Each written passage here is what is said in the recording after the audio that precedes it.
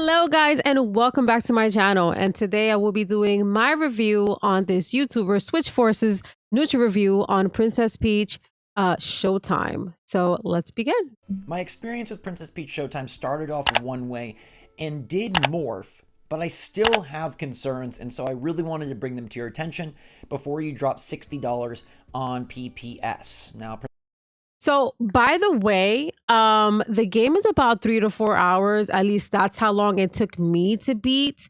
And also I don't live and breathe like streaming and playing video games all the time. I do have a life and I do work. So that's why it took me kind of such a long time. I know people can beat it within like 1 or 2 hours or so, or even, within a day. But yeah, this game is pretty short. It's really not that long. So yeah. Now, Princess Peach Showtime isn't fuzzy or cuddly. It's got more of an edge to it. Princess Peach is going to be transforming into all sorts of different outfits and modifying not only her moveset, but the gameplay as well.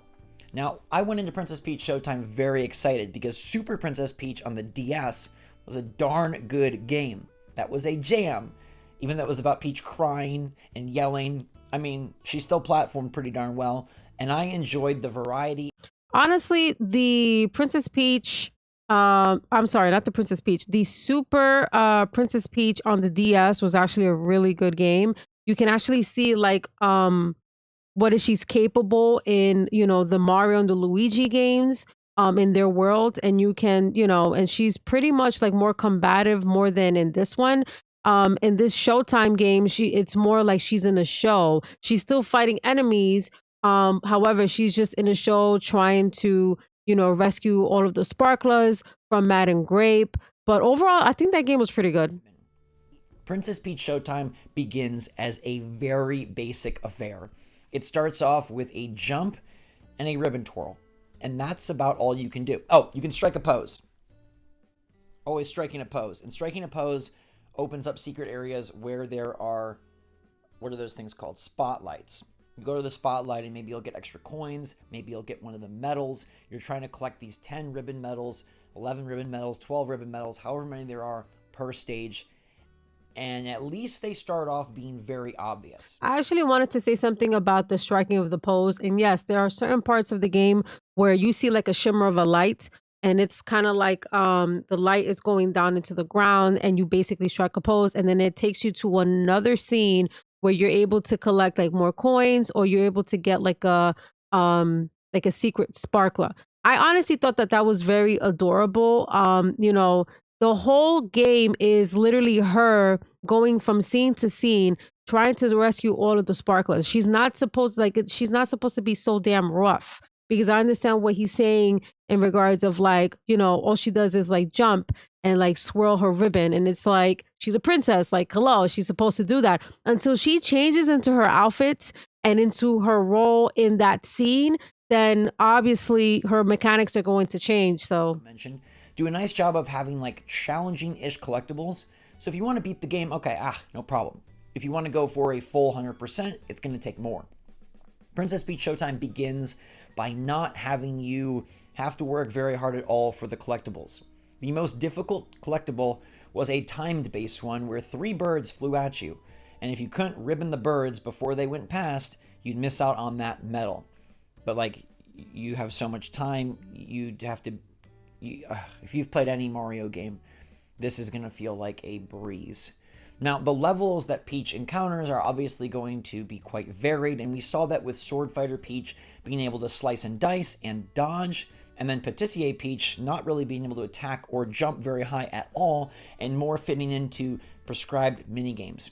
With Sword Fighter Peach, it was really, really basic and easy. They try to kind of doll it up and make you think like, oh, you have this dodge, you have this riposte, you can kind of get in there and counter, but in effect, as long as you're button mashing, you basically win, and everything is very, very scripted. Like, you just have to hit the button, and then Peach does a great big jump and lands on the boss, and you slice it up. It's really hard to even call it a boss. That is what it is. It's the end of the stage battle, but it's really not challenging whatsoever. All right, so I understand what he's talking about, the fighting mechanics, and like all she does is like hit and jump, and it's just very basic and not very challenging. this game is not supposed to be challenging. This game is supposed to be basically easy. She's not supposed to be so goddamn rough. Like, yes, she gets into her sword fighter outfits and she's fighting the vines and she's fighting these bosses, and it's just 1, 2, and 3. In most of the Mario boss fights, like, you only get to hit them 3 times and they're done. Like, again, this is not like a Dark Souls game. This is not Elden Rings. This is not, it's not supposed to be so complex. It's supposed to be basic. Honestly, like, I just wanted to get through the story. Like, I am very heavy when it comes to like, I love playing story-based games, and I just love just enjoying the story. Like, sometimes I don't like to do like 100% of the game. It's more like, okay, well, if I like the game so much and I beat it, then probably the next time when I play it again, I'll probably do it 100%. But honestly, like, she's a princess at the end of the day. Like, she's not supposed to be goddamn hard. Like, she's not supposed to be so goddamn rough. Her main mission in this game is to collect all of the sparklers, right? You know, and collect all of them from every scene, and then get their spirits out of the portraits to rescue them from Madame Grape. And that's really, like, I understand, like, everybody's entitled to their own opinion. I just feel like a lot of people are expecting so much of this game, and it's like, bro, I feel like people need to kind of ease up a little bit, because I know what Nintendo is doing. Nintendo is literally targeting the younger generation, especially the girl gamers, and they wanted to give it like a feminine touch to, you know, to this game. I mean, this is Peach's second game. The one from the DS was like years ago, and I honestly feel like they should remaster that game and put it onto the Switch. The cake minigame that I said, okay, maybe there's more than meets the eye. Maybe there's a kernel that could carry me forward and justify a $60 purchase. Because up to this point, I was like, Princess Peach Showtime is cute. Peach is a great lead character. But this game is, for me, basic and boring. The cake minigame, though, told a different tale, as it took me 4 or 5 tries to 100% the cake minigame. Okay, so this was a little bit challenging, because it kind of took me like maybe 1 or 2 tries, honestly, when it came down to decorating the cake. So I kind of understand what he's talking about. But honestly, the mini games for the baking and the baking of the cookies and the decorating was super cute, super adorable. So now, obviously, Patissier Peach is going to be the only one with this cake minigame, but I was intrigued to see that there's like 1-Patissier, 1-Sword Fighter, 1-Cow Wrangler. So each of the transformations will have multiple stages, and it seems like you're not going to do them in linear chronological order, but rather like go do a sword fighter, go do a patissier, go do a mermaid, come back and do a sword fighter, then go do a cowgirl, then go back and do a patissier. I like that system. I think they can really build on these levels, although the ramp up may seem very slow. The silver lining is this cake minigame that I love, because you had to design these cakes, and it actually was a bit demanding. The cakes were spinning, the patterns were a little bit involved, and it felt like an advanced Mario Party minigame, and I really liked it. Now, there were collectibles hidden behind doing this minigame and a cookie decorating minigame to perfection, and that felt way better than just having to look in every nook and cranny.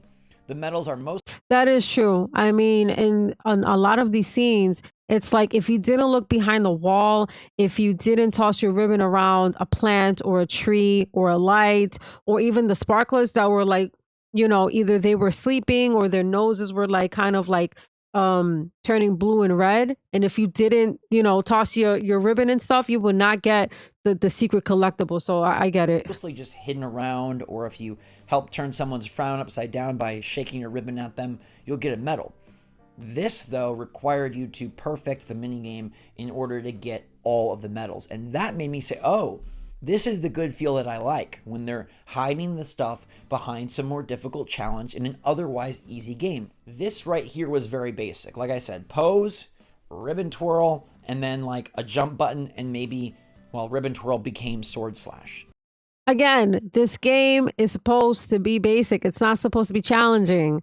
Obviously, the baking of the cookies, baking of the cookies and the decorating of the cakes, that's basically the challenge that we got. And then also, whenever she got into her detective outfit, where you had to you had the choice to either look into a certain clue or not, or step away. Because if you if you search into a certain clue and you went with it, and if it's not right, you lose a life. So, I mean, it had its challenges, And then for him to be saying, the ribbon toss and the strike pose and then the mini games with the baking was so simplistic. It's like, this game is not supposed to be so hard. Again, Nintendo is targeting the younger audience, right? So, when a child is playing the game, right, and as colorful as this game, and then they feel like it's challenging, what they're gonna do? They're gonna stop playing the game because it's too hard for them. So that's why Nintendo kind of basically made this game a little bit basic to kind of target the younger audiences, to kind of be like, listen, we have this new Peach game. It's super easy. We want you guys to play it. Check it out. I mean, that's why they had the demo out. Honestly, I didn't even try the demo. All I did was I watched the trailer. I'm a Peach fan, obviously. And I was like, as soon as I finished watching the trailer, I went ahead and I got it. I was like, I'm getting this fucking game. I do not care if it's not challenging, if it's too easy, if it's, whatever else that is wrong with this game. I honestly don't think nothing's wrong with it. I actually have two things that Nintendo should have kind of worked on, but I'll save that for the end of the video. Even the dodge is the same button as the sword slash. That's how basic it was. So what? Like, who gives a shit? I honestly hate complicated games. I hate being stuck in one part of the game. So what if it's the same button? It is what it is. But I do wonder if they could expand upon these control sets, upon these objectives, and upon the transformations themselves as the levels progress. And I think the answer is they can. I think this one is going to start off way easier than even the other Goodfield titles because they're really trying to target a different audience. That's what I said. Trying to bring in even more players to the Switch user base in this final year of the system, and maybe they're potentially misjudging who the big Princess Peach fans are, but they're assuming that, hey, they haven't played a lot of 3D games, they need it to start off simple. I think the transformations, though, can evolve, and we've seen things such as the detective minigame that's more like looking for clues. There is the Shinobi Ninja minigames that are more... The Shinobi Ninja minigames was actually one of my favorites in this game. That and the Kung Fu, when she's in the Kung Fu outfit. Because I love the fact that they incorporated all of the different fighting styles and like just different scenarios. I mean, she went from a detective to a mermaid to a cowgirl to a sword fighter to a ninja. Like, bro, like all of these transformations were like insane. They were super, super adorable, super awesome. And I like the fact that every time she changed into different outfits, her whole personality changed, like her whole demeanor changed. And she just got into that role. Again, all of these scenes are literally in a theater. She's there to, she puts on the outfit. She turns into either a ninja, a mermaid, a this, a that, and she has to play that role and change her whole personality into that character. So, but I do think there's a subset of people that are going to say this is terrible. And that's okay. It's not made for you, and that's fine. It's fine. Again, everybody's entitled to their own opinions and everything.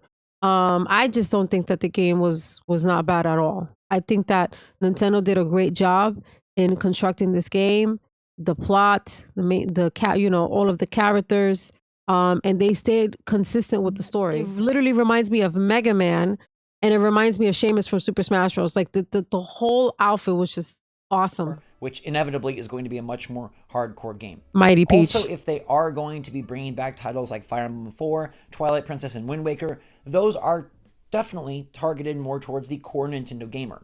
So this year might just be a case of where it's sort of flipped in that we have the easy, more casual stuff to kick the year off, and then we have the harder core stuff as the year goes on. Maybe it's all too much in one section and not enough in the other, but if it's balanced, I'm okay with it. I do acknowledge, though, that between Mario vs. Donkey Kong, Princess Peach Showtime, it started off a bit easy. I did also play Mario vs. Donkey Kong. That was another game that was super challenging. Now, if he was to do a review on that, he can definitely say that, the challenges in that game were pretty good. I mean, towards the end of the game, I kind of got like, damn, are we getting to the end of the game? Because it's getting very challenging. It's getting harder now. So that was another good game that was pretty good. I think that was another game that they remastered as well. I do think in a way Peach deserves more, but I can see why Nintendo targeted this type of game and this audience for their Princess Peach full $60 adventure. So Nintendo wanted to do something completely different. In all of the years of playing Mario games, right? We always have the same characters: Mario, Luigi, Bowser, Peach, Yoshi. And what is the main objective all the time? Is to save Princess Peach all the time. I mean, obviously, anybody that played Mario RPG, you know, our main focus was to save Peach, but then it became as of teaming up with everybody else to take over Bowser's castle and then also defeating the enemy that was trying to take over the world, right? And so it was always like saving Princess Peach, getting to these levels, saving the world, saving everyone else. And then with this Princess Peach Showtime game, Nintendo wanted to kind of take a different approach where it was like, you know, we want to make Peach the main character, right? And we want to make it into a different, they wanted us to see Peach in a different light. Again, Peach is a princess. She is from royalty. So obviously they wanted to go with a more feminine touch. A super-powered heroine going in and transforming, doing all different things, shirking the crown and becoming a multitude of heroes. And I think that's a really cool idea and a really cool game concept for Nintendo to push. That's basically what I kind of just said. It doesn't have to necessarily be for me, but there's a morsel there. And if I believe in good feel and what they've done in the past, Princess Peach Showtime still may be worth a pickup. I hope this has given you some good insight into the game, how I feel about it. So I actually just beat the game just a few days ago. And honestly, what I can say is that the game is super fun. There are some challenges. I like the different style game that Nintendo brought us with Peach. And again, it was very fun to play. Obviously, it's very basic and very easy to play with her and go into these different outfits and these different worlds and these different scenes. But it was pretty good. So the two things that I would say that Nintendo would needed to work on that's a little bit negative is, I don't know if anybody noticed, but I felt like the game was kind of like on the 30 FPS frame rate. And I think because of the low frame rate, it should have been at 60. And because of the 30 low frame rate, I think it caused the loading screens, like every time you go into one scene to another, the loading screens are just like, they're just super slow. It literally takes from like 60, what the fuck am I talking about? 60 seconds to a minute in order to get into the other scene. Like, I don't understand what that is. And I'm just like, maybe it's the frame rate. Maybe it's something with the game. Maybe it's something with my Switch. But I think those are the two things that I feel like they should have worked on before they released the game, which was, 60 frame rate FPS, and also less wait time on the loading screens in order to get into the other scene. But again, overall, no other complaints with Peach, Princess Peach Showtime. I really like the game. I can't wait for the next Nintendo game that Nintendo comes out with this franchise. I mean, this franchise has been out forever. I would love if they remastered Super Princess Peach from the DS version. I think that would be super fucking epic. And then hopefully do like a part 2 to Showtime. And yeah.